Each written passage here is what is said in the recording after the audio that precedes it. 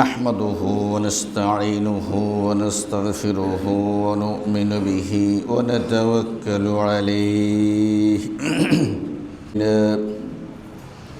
من يهد الله فلا مضل له ومن يضلله فلا هادي له وأشهد أن لا إله إلا الله وحده لا شريك له وأشهد أن سيدنا وحبيبنا محمدا عبده ورسوله الذي أرسله بالحق بشيرا ونذيرا وداعيا إلى الله بإذنه وسراجا منيرا قال الله تعالى في القرآن الكريم والفرقان الحميد أعوذ بالله من الشيطان الرجيم بسم الله الرحمن الرحيم الذي خلق الموت والحياة ليبلوكم أيكم أحسن عملا اللهم صل وسلم وبارك على محمد وعلى آله وصحبه أجمعين সম্মানিত প্রিয় মুসলিম ভাইয়েরা, আজকে আমরা শাবান মাসের প্রায় কতদিন 10 দিনের মতো আমরা অতিক্রম করতে যাচ্ছি। আর 2 দশক পরেই 20 দিন পরেই তথা নির্বাচনের পরবর্তী সপ্তাহেই আমরা মাহে রমজানে প্রবেশ করতে যাচ্ছি। মহান রব্বুল আলামিন আমাদেরকে এই মহিমান্বিত বরকতময় মাসে প্রবেশ করার তৌফিক নসিব করুন। বিশেষ করে যে লাইলাতুল কদর, যার মর্যাদা হাজারো মাসের চেয়ে উত্তম, তথা 83 বছর 4 মাস এর থেকে উত্তম, এই বরকতময় রজনী যাতে আমরা লাভ করতে পারি, নিজেদের আমল নামাকে আমরা ভারী করতে পারি, মহান রব এত দূর পর্যন্ত আমাদেরকে নিয়ে এসেছেন, বাকি সময়টুকুন পর্যন্ত যাতে আমাদের হায়াতের মধ্যে তিনি বরকত নসিব করেন। সবাই বলেন আমিন। সম্মানিত প্রিয় উপস্থিতি, হযরতে ওসামা ইবনে যায়েদ থেকে বর্ণিত, তিনি বলেন যে আমি জিজ্ঞেস করলাম, ইয়া রাসূলুল্লাহ সাল্লাল্লাহু আলাইহি ওয়াসাল্লাম, লাম আরাকা তাসুমু শাহরাম মিনাশ শুহুর মা তাসুমু মিন শাবান। আপনাকে তো দেখি না অন্য কোনো মাসে এত রোজা রাখতে দেখি না, যত দেখি শাবান মাসে রোজা রাখতে। এই শাবান মাসে আপনি এত রোজা রাখেন, তার কারণটা কি? তিনি বললেন, যালিকা শাহরুন ইয়াগফুলুন নাস আনহু বাইনা রাজব ওয়া রমাদান। মানুষ এ মাসে গাফেল থাকে রজব এবং রমজানের মাঝে, অথচ এই মাসটা হলো শাহরুন তুরফাউ ফীহিল আমাল ইলা রব্বিল আলামিন, এই মাসে বান্দার আমল আল্লাহ তাআলার কাছে পেশ করা হয়। ফা উহিব্বু আন ইয়ারফা আমালি ওয়া আনা সাইম, আমি এটা ভালোবাসি যে আমার আমলটা আল্লাহর কাছে এই অবস্থায় উঠুক যে আমি তখন রোজা অবস্থায় ছিলাম। মূলত আল্লাহ তাআলার কাছে বান্দার আমলগুলো কোনোটা বাৎসরিক পেশ হয়, কোনোটা সাপ্তাহিক পেশ হয়, আবার কোনোটা সকাল সন্ধ্যায় পেশ হয়। ব্যাংকে যেরকম অডিট মাসিক একটা আছে, সাপ্তাহিক একটা আছে, বাৎসরিক একটা আছে, তো আল্লাহ তাআলার কাছেও বান্দার আমলগুলো বিভিন্নভাবে পেশ করা হয়। তার মধ্যে একটা হলো বাৎসরিক আমল। তাহলে বাৎসরিক আমলটা কোন মাসে আল্লাহ তাআলার সামনে উপস্থাপন করা হয়? শাবান মাসের মধ্যে উপস্থাপন করা হয়। আরেকটা হাদিসের মধ্যে দেখা যায়, আবু হুরায়রা রাদিয়াল্লাহু তাআলা আনহু থেকে বর্ণিত, তিনি বলেন, আন্না রাসূলুল্লাহ সাল্লাল্লাহু আলাইহি ওয়াসাল্লাম ক্বাল, আল্লাহর নবী সাল্লাল্লাহু আলাইহি ওয়াসাল্লাম বলেছেন, ইয়াতাআকাবুনা ফীকুম মালাইকাতুম বিল-লাইলি ওয়া মালাইকাতুম বিন-নাহার, দিনের ফেরেশতার পরেই রাতের ফেরেশতা, রাতের ফেরেশতার পরেই দিনের ফেরেশতা তোমাদের কাছে আগমন করে। রাতের গুলা যাওয়ার আগেই দিনের গুলা এসে পড়ে, দিনের গুলা যাওয়ার আগেই রাতের ফেরেশতা এসে পড়ে। ওয়ায়াসতামিউনা ফি সালাতিল ফজর ওয়া সালাতিল আসর, তবে এই উভয় ফেরেশতা যারা ডিউটি শেষ করে এবং যারা ডিউটি শুরু করে, উভয়ের ইজতিমা, উভয়ের সম্মেলন ঘটে ফজরের নামাজের সময় আর আসরের নামাজের সময়। কখন? ফজরের সময় আর আসরের নামাজের সময়। সুম্মা ইয়ারুজুল্লাযীনা বাতু ফীকুম ফায়াসআলুহুম ওয়া হুয়া আলাম বিহিম কাইফা তারাকতুম ইবাদি ফায়াকুল তারাকনাহুম ওয়া হুম ইউসাল্লুন ওয়া আতাইনাহুম ওয়া হুম ইউসাল্লুন। ইমাম বুখারী এবং মুসলিম হাদিসটা বর্ণনা করেছেন। রাতে যারা ডিউটি করে চলে গেছে, আল্লাহ তাআলা তাদেরকে জিজ্ঞেস করবে, তোমরা আমার গোলামদেরকে কি অবস্থায় রেখে এসেছো? যদিও আল্লাহ তাআলা ফেরেশতারা রিপোর্ট না দিলেও তিনি সেটা জানেন, এরপরেও তিনি ফেরেশতাদের কাছ থেকে জানতে চাচ্ছেন। কারণ এই ফেরেশতারাই তাদেরকে যখন জিজ্ঞেস করা হলো যে আমি তো এক ধরনের সৃষ্টি নতুন করে তৈরি করতে চাই, তখন তাদের সামনে ছিল জিন জাতি। তারা বলল, আরেক সৃষ্টি তৈরি করবেন, আরেক জাতি যারা খুন খারাপি করবে, মারামারি করবে? আমরা ফেরেশতাই তো আপনার ইবাদতের জন্য যথেষ্ট। তখন আল্লাহ তাআলা বলছেন, আমি যা জানি তোমরা তা জানো না। এখন আমরা যে ইবাদত করি, আমাদের কিন্তু ঘুমের প্রবণতা আছে, আমাদের কিন্তু খাবারের চাহিদা আছে, আমাদের কিন্তু জৈবিক চাহিদা আছে। এই জাতীয় চাহিদার ঊর্ধ্বে হলো ফেরেশতারা। এখন এই চাহিদাগুলোকে এক পাশে ঠেলে আমরা যখন আল্লাহর ইবাদত করি, তখন আল্লাহর কাছে ভালো লাগে। এবং আল্লাহ তাআলা ফেরেশতাদেরকে দেখাইয়া বলে, তোমরাই কিন্তু নিষেধ করেছিলে এদেরকে সৃষ্টি করতে।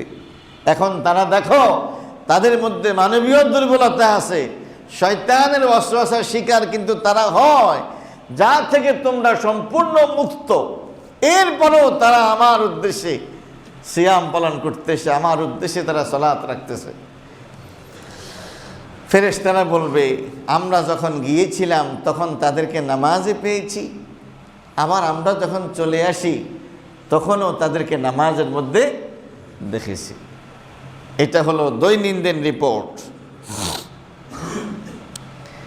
আরেকটা হাদিস আবু হুরায়রা রাদিয়াল্লাহু তাআলা আনহু থেকে বর্ণিত, তিনি বলেন সামি'তু রাসূলুল্লাহ সাল্লাল্লাহু আলাইহি ওয়াসাল্লাম ক্বাল, আমি আল্লাহর রাসূল সাল্লাল্লাহু আলাইহি ওয়াসাল্লামকে শুনেছি, ইন্না আমাল বানি আদম তুরাজু কুল্লা খামিস, আদম সন্তানের আমলগুলো আল্লাহ তাআলার কাছে পৌঁছানো হয়, উপস্থাপন করা হয় বৃহস্পতিবার রাতে, অর্থাৎ লাইলাতুল জুমআহ, জুমার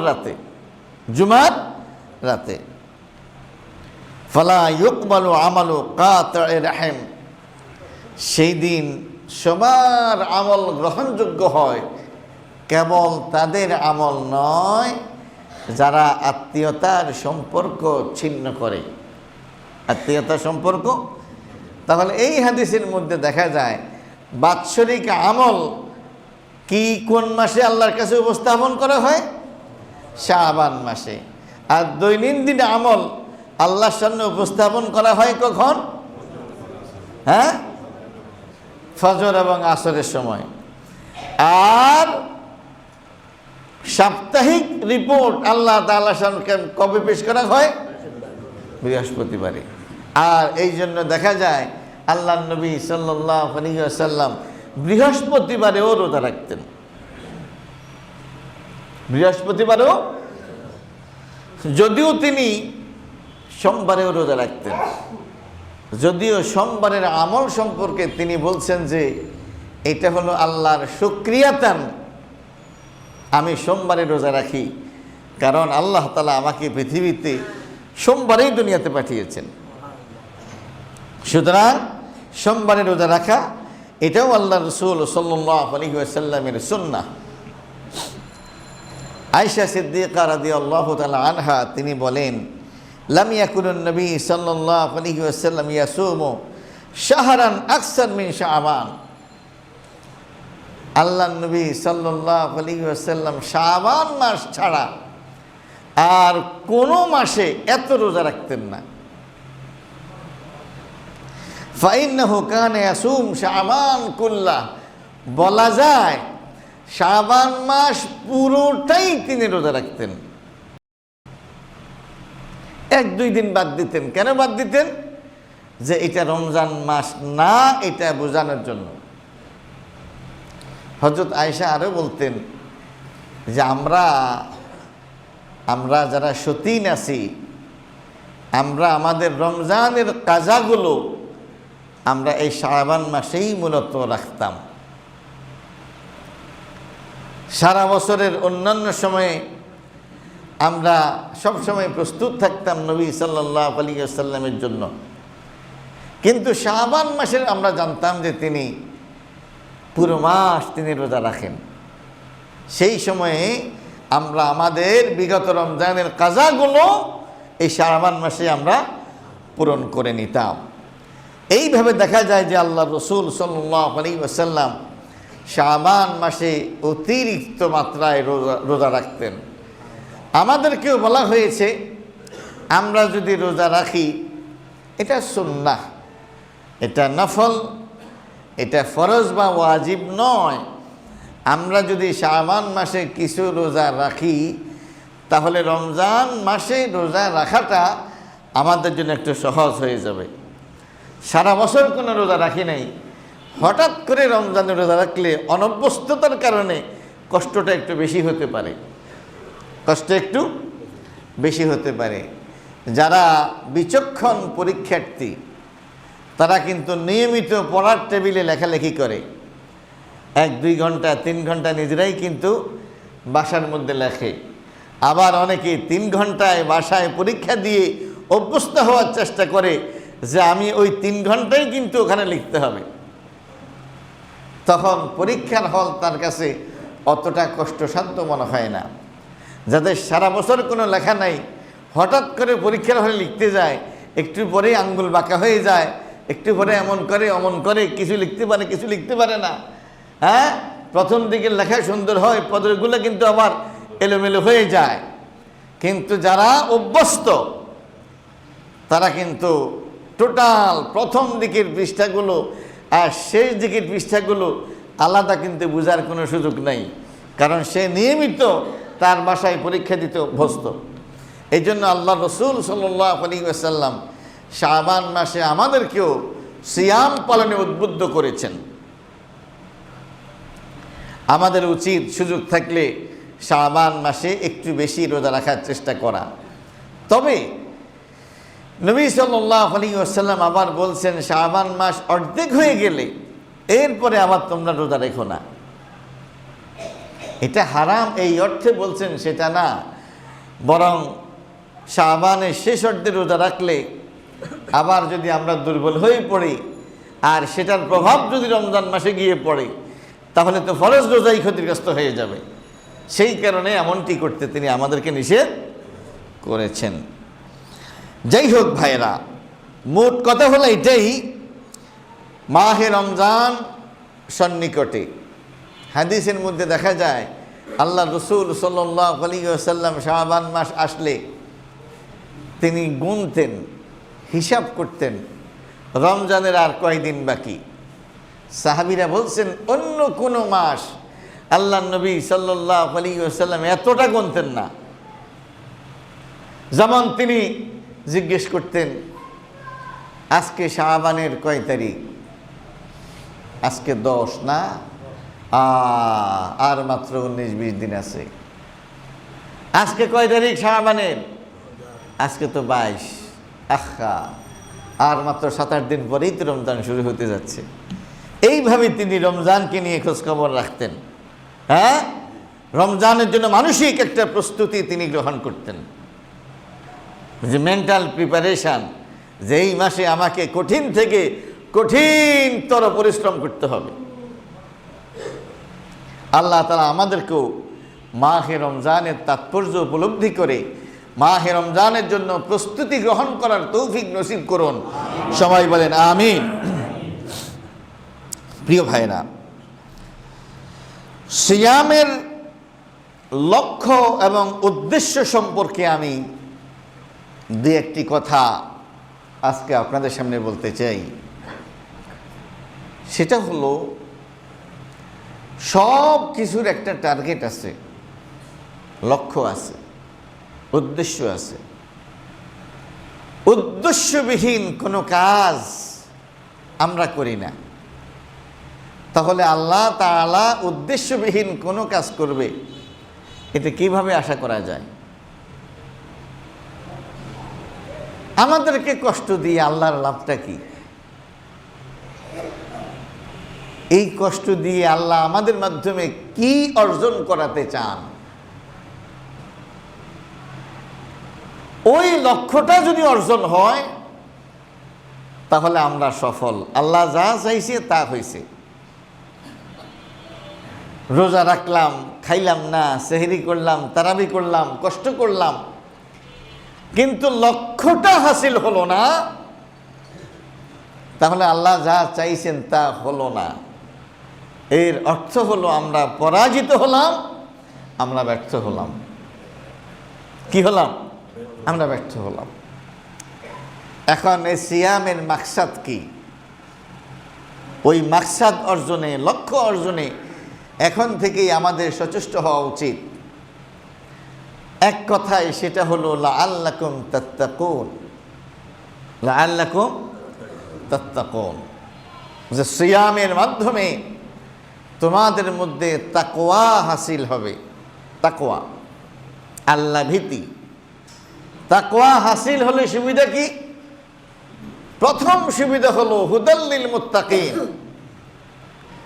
যার মধ্যে তাকওয়া আছে কোরআন থেকে সেই হেদায়েত পাবে, সে ছাড়া আর কেউ কোরআন থেকে হেদায়েত পাবে না। আল্লাহ কোরআনের মধ্যে বলছেন হুদাল্লিন নাস, কোরআন মানব জাতিকে রাস্তা দেখায়, কিন্তু সবাই রাস্তা পায় না। রাস্তা পায় কারা? যাদের হৃদয়ের মধ্যে আল্লাহর ভয় আছে। যাদের হৃদয়ের মধ্যে কি আছে? দেখুন আল্লাহ রসুল সাল্লাল্লাহু আলাইহি ওয়াসাল্লাম আল্লাহর কাছে দোয়া করেছেন, আল্লাহুম্মা আইজ্জিল ইসলাম বিআহাব্বির রাজুলাইনি ইলাইকা। আয় আল্লাহ, আমি দুইজন ব্যক্তির কথা আপনাকে বলছি, এই দুইজন ব্যক্তির মধ্যে যেই লোকটা আপনার বেশি পছন্দ, ওই লোকটার উসিলায় আপনি ইসলামকে সম্মানিত করুন, ইসলামের মর্যাদা বাড়িয়ে দিন, ইসলামের অগ্রগতি দিয়ে দেন। এই দুই লোকের মধ্যে একটা হলো আবু জাহাল, একটা হলো ওমর। একটা কি? ওমর। আসলে ওমরের হৃদয়টা সত্য গ্রহণের উপযোগী ছিল, সত্য গ্রহণের উপযোগী ছিল। উনি ইসলামের বিরোধিতা করেছেন না জেনে, আর আবু জাহাল ইসলামের বিরোধিতা করেছে জেনে শুনে। এই হলো দুইজনের মধ্যে পার্থক্য। এই জন্য আল্লাহর নবী বলছেন সাল্লাল্লাহু আলাইহি ওয়াসাল্লাম, এই দুইজনের মধ্যে যে আপনার কাছে বেশি প্রিয়, আমি কিন্তু জানি না কে বেশি প্রিয়, তবে দুইজনের যোগ্যটাই আমার কাছে আকর্ষণীয় মনে হয়। দুইজনেই লিডার, দুজনেই সাহসী, দুজনেই মক্কার নেতৃত্বে আছে।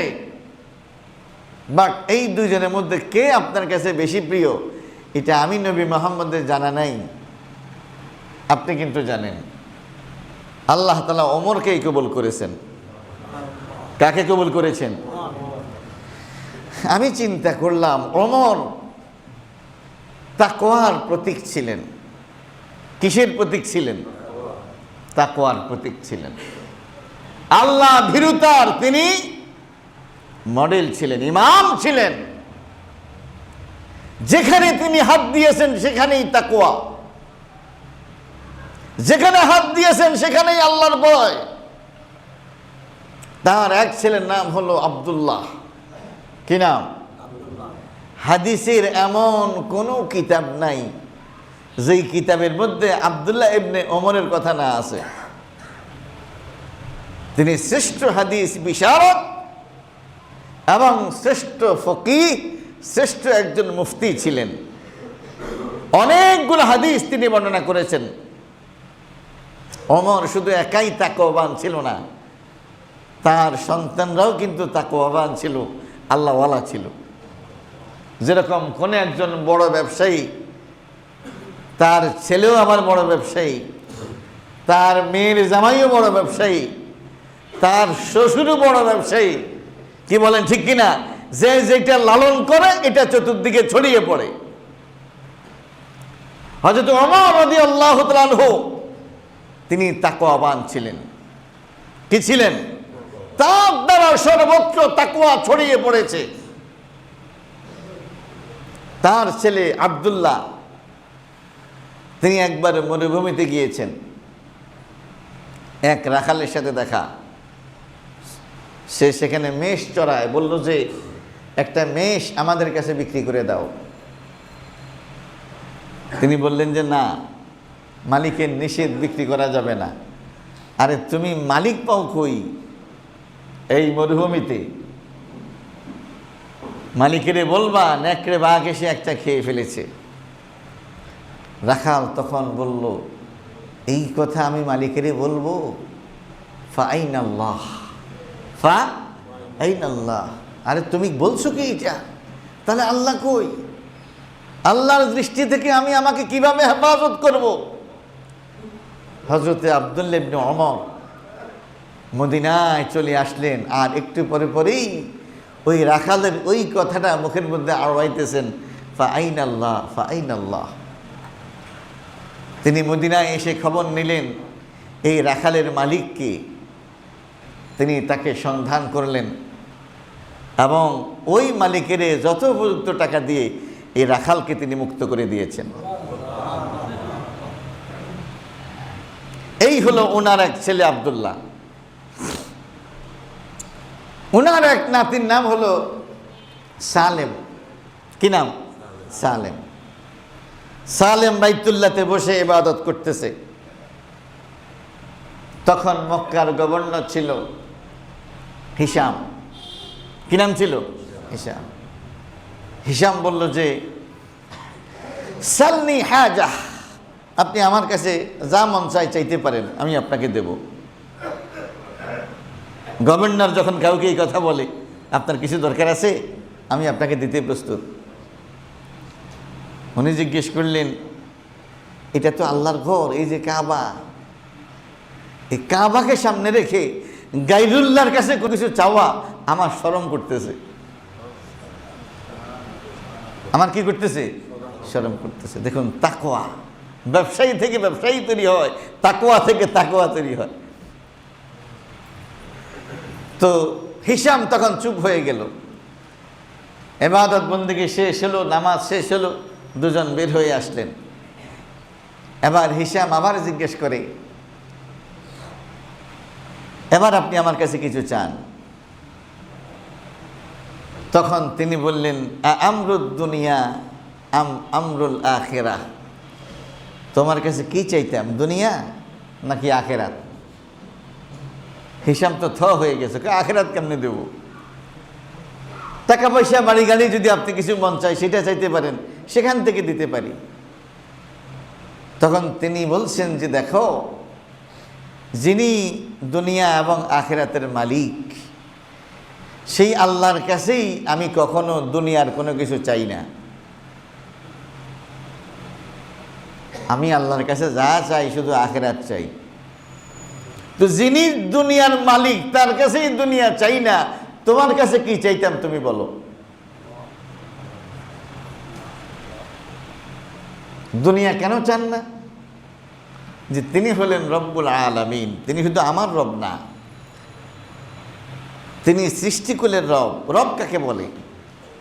রব হলেন তিনি যিনি নিজের ইচ্ছায় যাকে মন চাইছে তাকে তৈরি করে, যিনি নিজের ইচ্ছায় যখন মন চায় তখন তার মরণ দেয়, যিনি নিজের মতো করে তার সৃষ্টির রিজিকের ব্যবস্থা করে। ওনার কোটি কোটি সৃষ্টির মধ্যে আমিও একটা সৃষ্টি।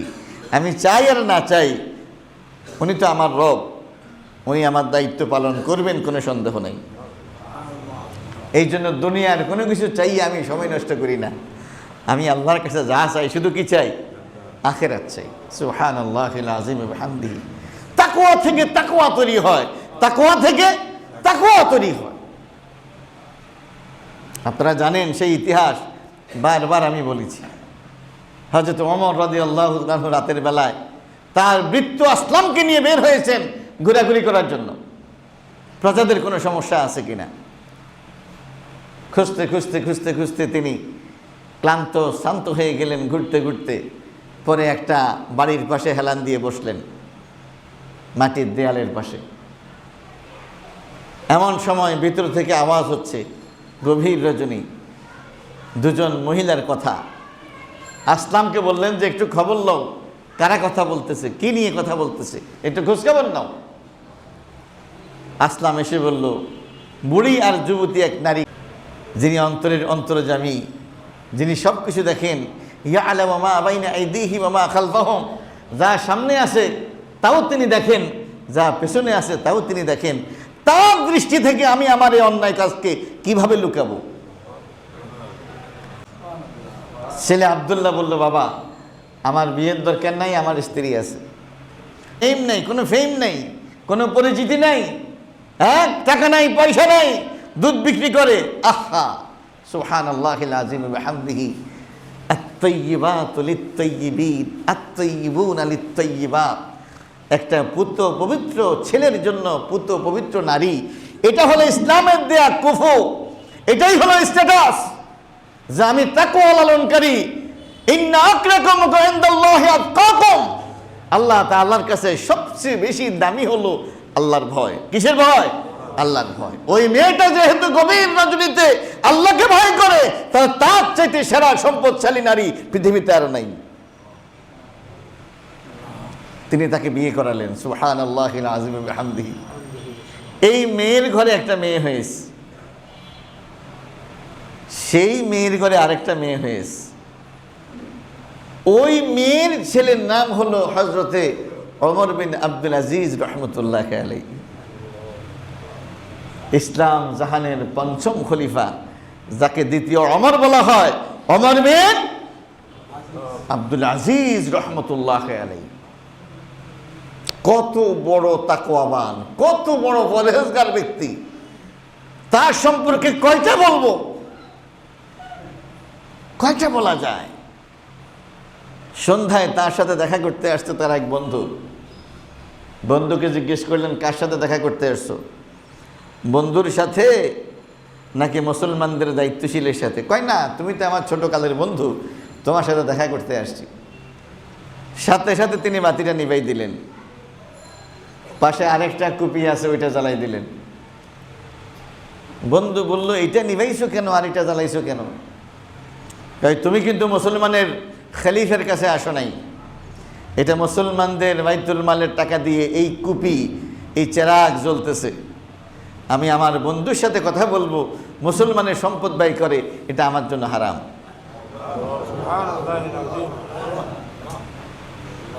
বড়লোক থেকে বড়লোক তৈরি হয়, ব্যবসায়ী থেকে ব্যবসায়ী তৈরি হয়, তাকওয়া থেকে তাকওয়া তৈরি হয়। এই তাকওয়া অর্জনের জন্যই আল্লাহ তাআলা সিয়ামকে ফরজ করেছেন, রোজাকে ফরজ করেছেন। কি ফরজ করেছেন? রোজাকে ফরজ। এই তাকওয়া যদি আমার হাসিল না হয়, যে প্রকাশ্যে অপ্রকাশ্যে, দিনে এবং রাতে, সকল অবস্থায় আল্লাহ তাআলার উপস্থিতি অনুভব করা, এবং তার ভয়ে পাপ কাজকে ছেড়ে দেয়া, এবং তার ভয়ে সমস্ত ফরজ এবং ওয়াজিব কাজগুলো পালন করা, এই ক্ষমতা, এই সক্ষমতা, এরই নাম হলো তাকওয়া। আর এই তাকওয়া অর্জনের জন্য আল্লাহ তাআলা মাহে রমজানকে ফরজ করেছেন।